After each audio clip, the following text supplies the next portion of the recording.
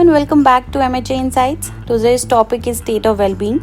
Well-being is a holistic state of overall health and happiness that goes beyond just the absence of disease. It reflects how satisfied, healthy and fulfilled a person feels in different aspects of life.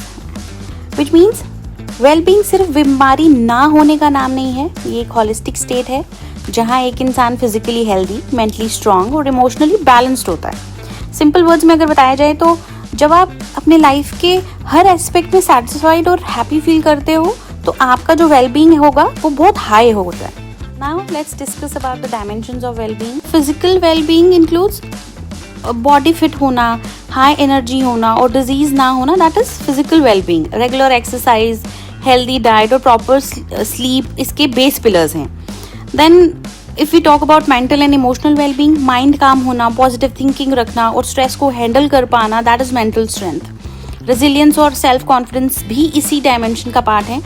Then comes the social wellbeing. Strong relationships और supportive network होने से हम emotionally stable feel करते हैं. Belongingness और acceptance भी social health का important part है. स्पिरिचुअल वेलबींग ये सिर्फ रिलीजन से रिलेटेड नहीं है. It's about finding inner peace and purpose in life.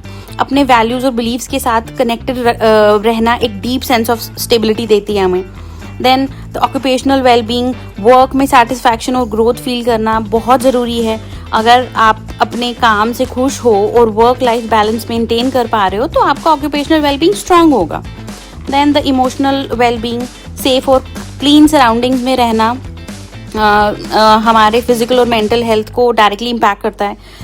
Environment हमारे मूड और एनर्जी लेवल्स को भी इन्फ्लुएंस करता है. Then the financial wellbeing, money सब कुछ नहीं है लेकिन financial security, peace of mind देती है.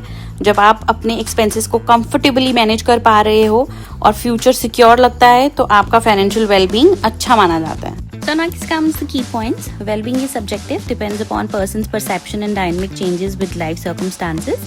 It combines health, happiness, purpose and satisfaction. A person can be free from illness but still have poor well-being if they feel lonely, stressed or unfulfilled. Which means अगर कोई इंसान बिल्कुल fit है, उसको कोई problem नहीं है, फिर भी अगर वो लोनली है, स्ट्रेस्ड है या अनफुलफिल्ड फील कर रहा है तो उसका जो वेलबींग है वो लो ही होगा.